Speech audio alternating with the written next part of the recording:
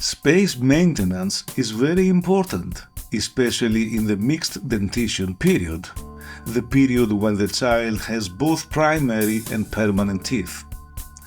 When a primary tooth is lost early, then the space that results must be saved. Here is an example. Two primary teeth have been extracted, and there is need for space maintenance.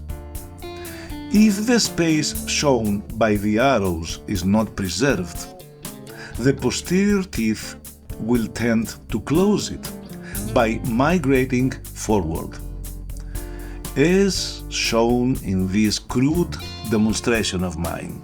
Here you see how the posterior teeth will slowly migrate forward, and by this forward movement of the posterior teeth, the space that was meant to be filled by the second premolars is now lost. This is why there is always need for space maintenance.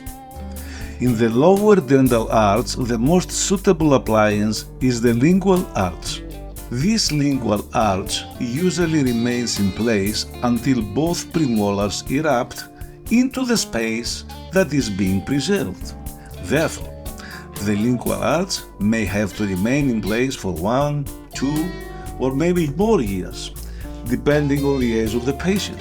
And oh, by the way, here we have a beautiful Gibson Les Paul standard, black color, made 2013. This is a beauty.